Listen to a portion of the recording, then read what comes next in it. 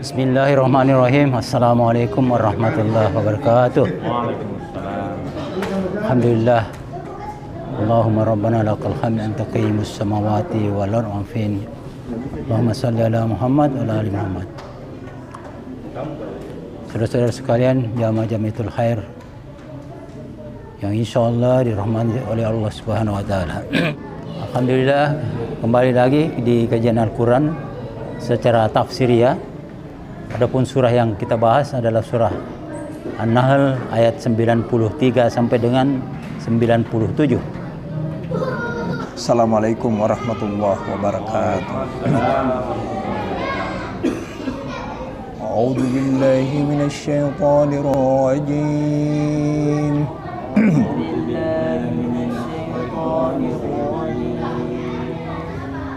Bismillahirrahmanirrahim.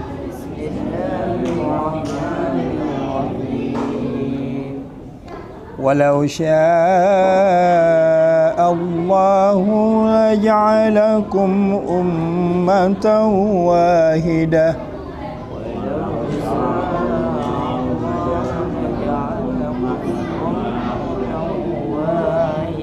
walakin yudillu man yasha' wa yahdi man yasha'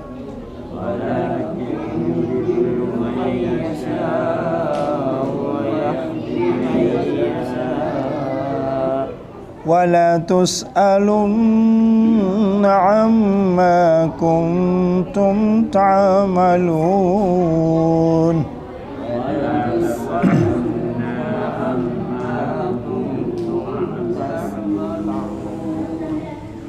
ولا تتخذوا أيمانكم دخلا بينكم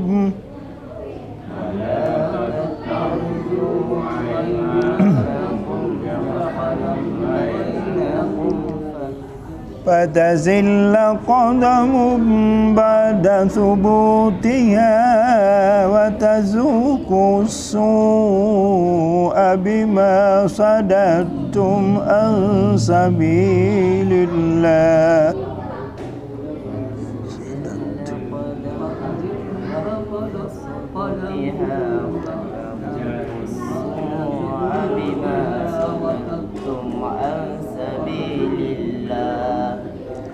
ولكم عذاب عظيم.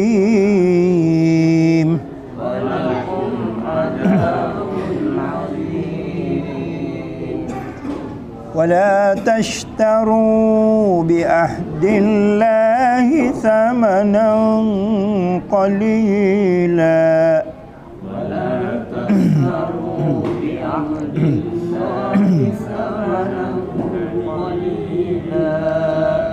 إنما عند الله هو خير لكم إن كنتم تعلمون. إنما عند الله هو خير لكم إن كنتم تعلمون. ما عندكم ينفد وما عند الله باق.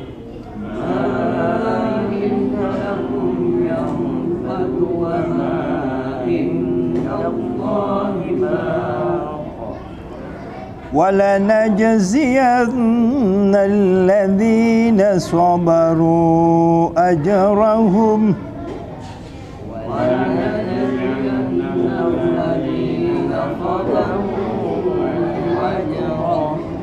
بأحسن ما كانوا يعملون.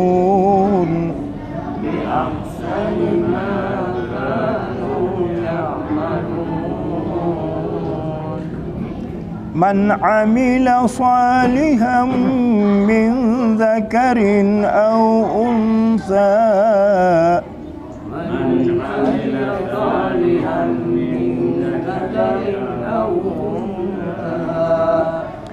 وهو مؤمن فلنحيينه حياة طيبة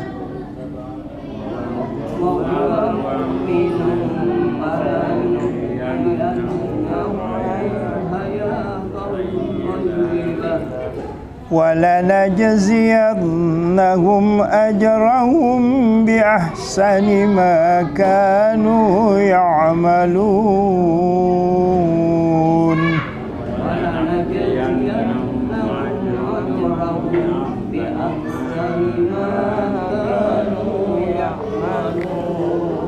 صدق الله العظيم.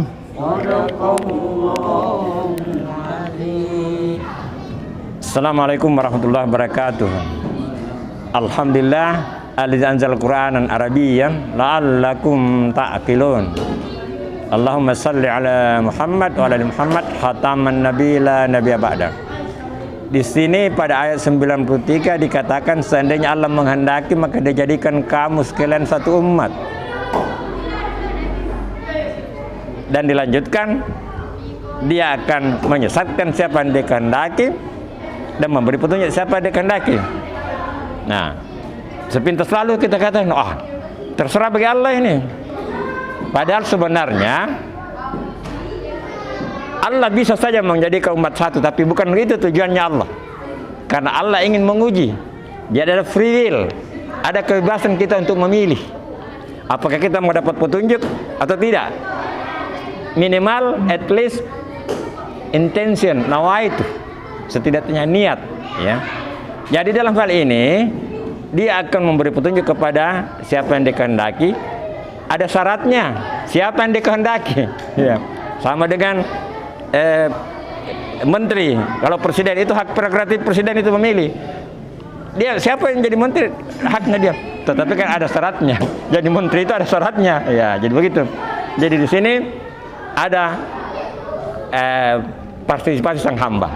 Jadi hamba memang ingin dia dapat petunjuk dan dia berusaha, maka Allah akan memudahkannya, ya. Jadi ini maksud dari 93 itu bukan Allah tidak adil, tapi Allah Maha Adil, ya. Kemudian di sini ada sumpah, ada janji. Allah mengingatkan jangan sampai sumpah itu hanya dijadikan topeng. Ini biasanya itu munafik begitu, berjanji-janji tapi hanya jalan saja. Ya, yoi natipa, ya, orang Makassar katakan. Dia akan saja nanti jadi diingatkan jangan itu setelah dia kuatkan. Jadi janganlah menukar perjanjian dengan Allah dengan harga murah. Ya. Jadi perjanjian kita berjanji kepada Allah itu sejak lahir. Kita lahir itu, Pak, bayi itu begini semua memegang janji. Alastu birabbikum? Qalu bala. Jadi ini ada janji, kemudian ada janji lagi kita dewasa. Syahadat itu adalah janji. Asyhadu an la ilaha illallah, asyhadu anna Muhammadar Rasulullah. Itu perjanjian, komitmen dengan Allah. Ya, karena ini kita dialog, kita lanjut saja dengan sharing. Akhirul kalam. Wabillahi taufiq wal hidayah. Assalamualaikum warahmatullahi wabarakatuh. Assalamualaikum warahmatullahi wabarakatuh. Puji syukur kita panjatkan kehadirat Allah Subhanahu wa taala atas limpahan rahmat hidayah kita sekalian pada hari ini. Alhamdulillah kita bisa membahas dari ayat 93 sampai dengan ke 97. Pak Ustaz, mungkin ada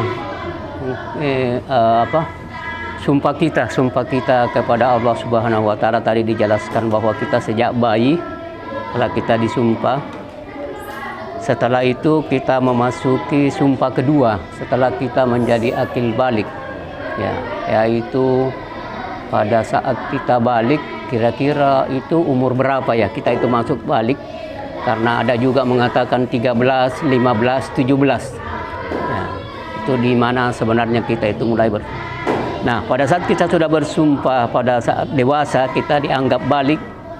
Nah, itulah kita memulai tugas dan kewajiban kita yang tadi dijelaskan oleh dari pertama, sumpah kita, janji kita akan kita melakukan perbuatan baik dan mungkin juga kita melakukan perbuatan-perbuatan yang tidak baik yang kita lakukan.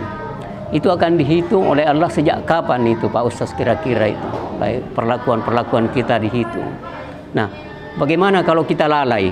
Kalau kita lalai di antara waktu-waktu yang telah balik tadi telah berbuat baik, sumpah janji kita kepada Allah tadi itu tidak kita lakukan, bagaimana nanti hasilnya? Dan bagaimana kalau kita lupa? Apa kita bisa respect ke belakang, melakukan sesuatu atau membalas kemudian atau mengerjakan yang kita lakukan? Kan kita masih anak-anak itu umur 15, 17, 16 itu masih kita labil. Belum kita bisa normal 100% melakukan sesuatu hal-hal, walaupun hukum-hukum Islam belum juga kita tahu pada saat waktu kita berumur balik itu.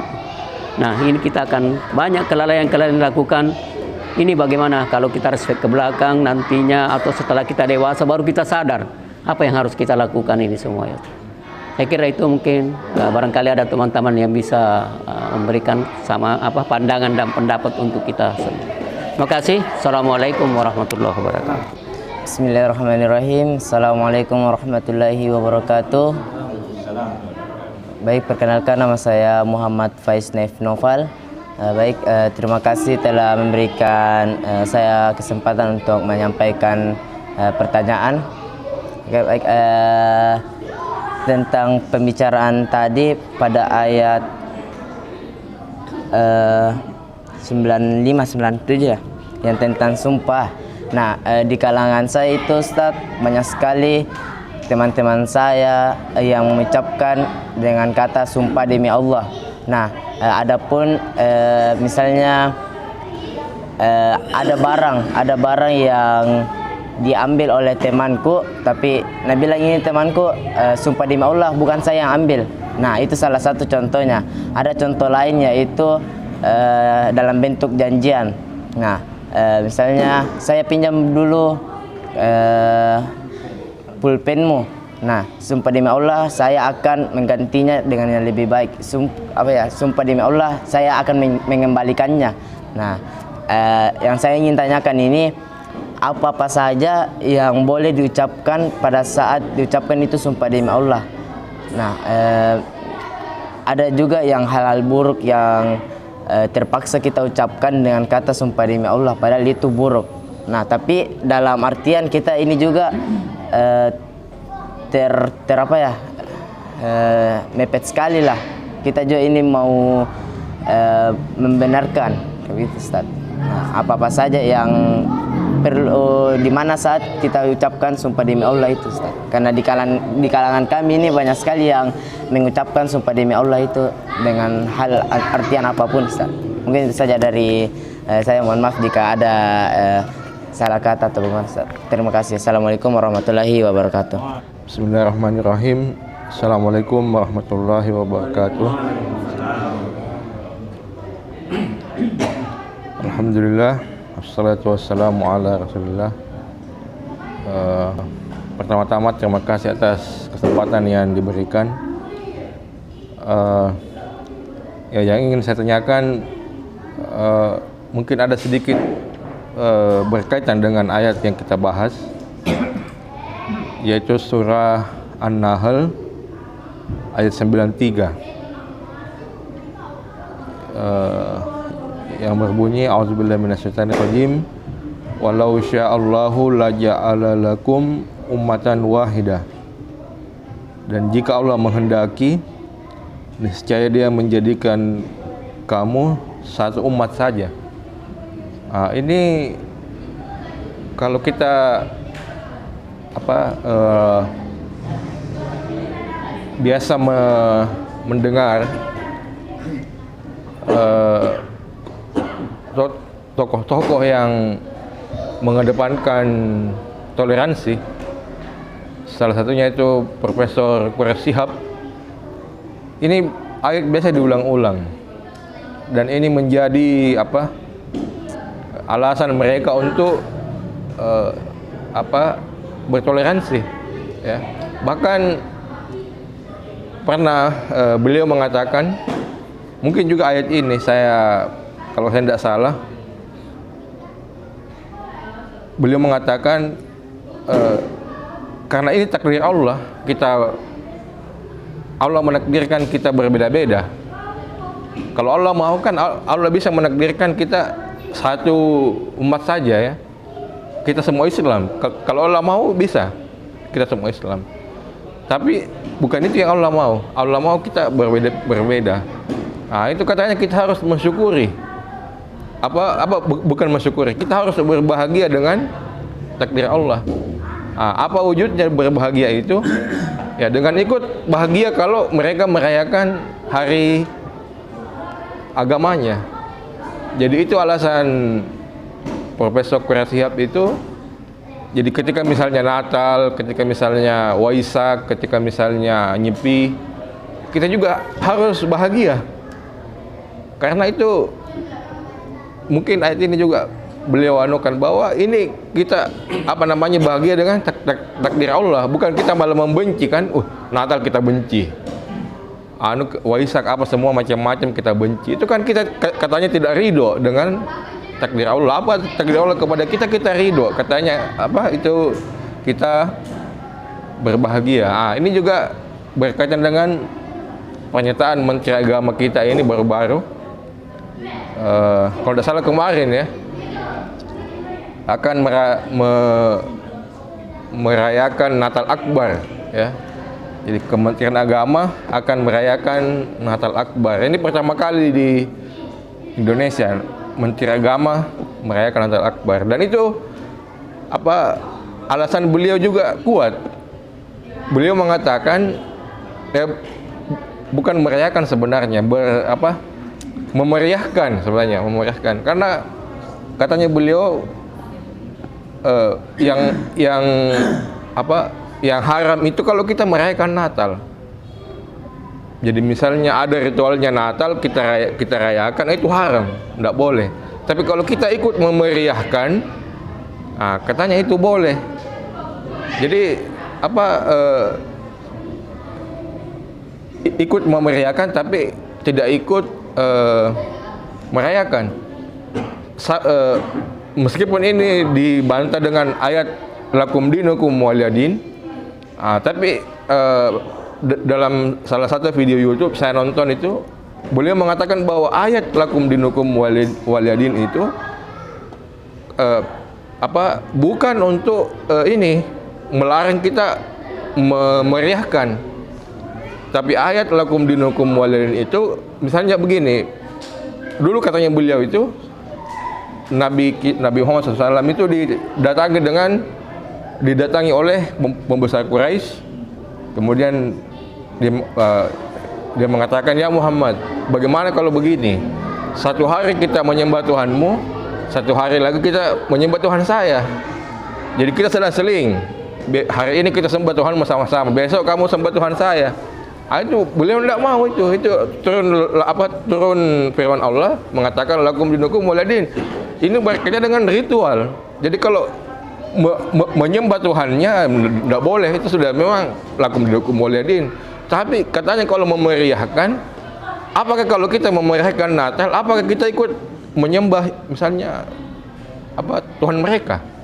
Apakah kalau kita ikut memeriahkan Nyepi, memeriahkan Waisak, memeriahkan hari apa sajalah agama-agama, apakah kita ikut memeriahkan, apakah kita ikut menyembah mereka? Ini yang menurut Pak Menteri Agama tidak boleh kita memeriahkan. Jadi kita ikut datang, kita apa-apa begitu.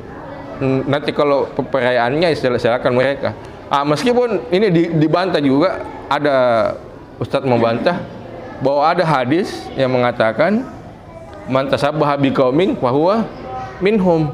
Barang siapa yang menyerupai satu kaum, maka dia termasuk kaum tersebut. Jadi ini heboh ini ya. Jadi satu ada dalilnya kuat juga, satu juga dalilnya kuat. Jadi ini perdebatan ini saya kira tidak pernah selesai. Sama dengan perdebatan ijazah ya, saya kira juga terus menerus ini. di sana ribut, di sini ribut ya. Jadi mungkin ada sedikit pencerahan dari Bapak Ustadz. Demikian, wassalamualaikum warahmatullahi wabarakatuh. Iya, bagus sekali pertanyaan Pak Wahab di sini. Jadi di saat kita lahir itu kan fitrah kita semua itu beriman Islam. Makanya jika dia meninggal pada usia masih anak-anak belum balik, maka itu ahli surga. Ya. Nah, taubah itu sebenarnya adalah kembali. Ya. Nah, kalau perempuan masa baliknya jelas dia menstruasi. Di saat menstruasi itulah dia situ. Artinya di saat itu pikiran sudah dewasa dia, sudah mampu mempertimbangkan baik dan buruk. Ya, ini. Untuk laki-laki itu adalah mimpi basah.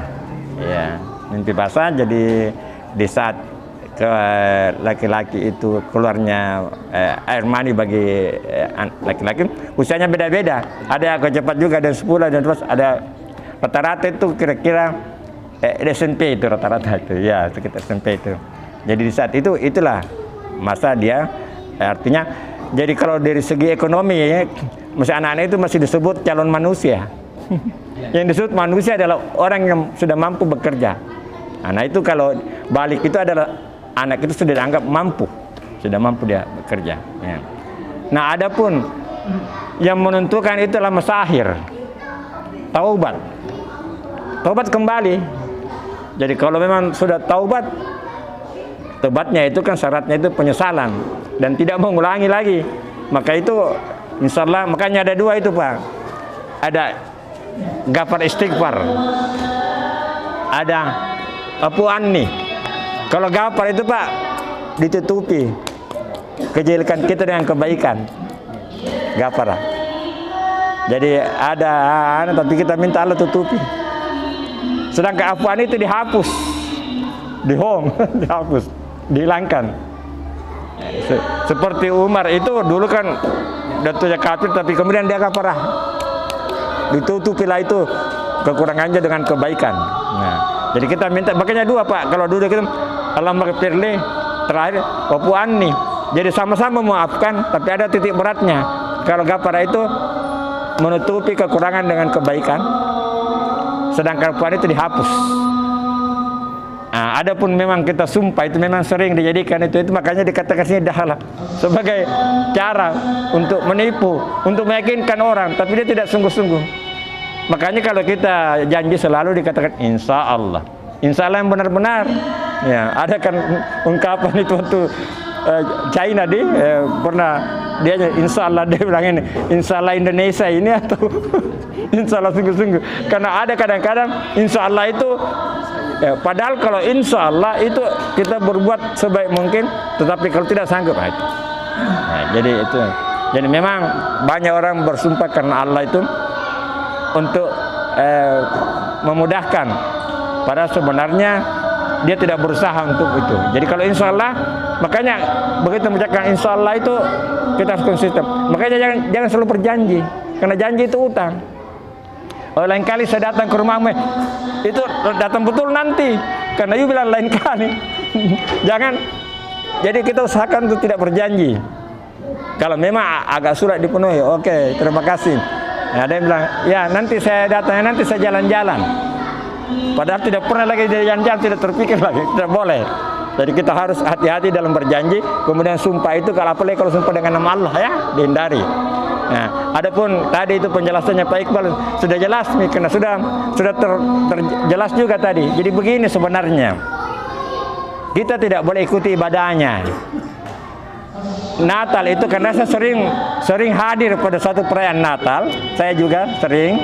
Tetapi di saat dia menyanyi dan bakar lilin itu ibadahnya dia, itu jangan ikut kita, karena itu sudah ibadah. Tapi meramaikan pidato-pidato itu tidak ada masalah. Tapi begitu dia masuk dalam ibadah, nyanyi lagu itu adalah ibadah mereka. Itu termasuk bakar lilin, itu ibadah, itu tidak boleh. Itu lakum dinukum waladin, tidak boleh dicampur. Tetapi Islam itu sangat toleransi. Waktunya di Palestina jatuh ke tangan Islam itu tidak boleh sama sekali merusak gereja, tidak boleh sama sekali merusak rumah ibadah Yahudi, tidak boleh. Jadi kita tidak boleh membenci, tidak boleh kita benci, kita sayang, tetapi kita berbeda. Jadi kebencian ini kadang-kadang muncul dari kita, tidak boleh kita berbeda tapi jangan benci. Ya, kita syukuri dengan keadaan kita. Jadi itu, jadi pejabat itu kalau diundang itu biasanya pihak pelaksana itu tahu. Jadi kalau masih pidato-pidato tapi bagi saat ibadah itu harus pisah. Itu mungkin yang tidak boleh, ya. Saya kira itu, ya, Pak Bel. Ya. Ada itu anunya tadi, man tasabbaha biqaumin fahuwa minhum. Siapa yang Iya, menyerupai dalam artian melakukan ibadahnya itu. Ya, tapi kan mereka tidak boleh. Melakukan ibadah itu berarti kita sama dengan mereka. Ya. Tetapi untuk perbedaan akan selalu ada, tetapi orang hati-hati akan menghindari itu. Makanya takwa itu salah satu maknanya hati-hati. Jadi kalau takwa itu kalau abu-abu dia sudah tinggalkan, tapi ada masih abu-abu yang hantam. Jadi takwa itu kehati-hatian, kita hindari itu. Seorang pejabat memang punya tanggung jawab besar, karena dia harus mengayomi semua umat. Nah itu, apalagi dia menteri, karena menterinya itu bukan menterinya saja orang Islam, dia menterinya juga Nasrani, menterinya juga Hindu. Jadi memang ujian berat juga jadi menteri itu.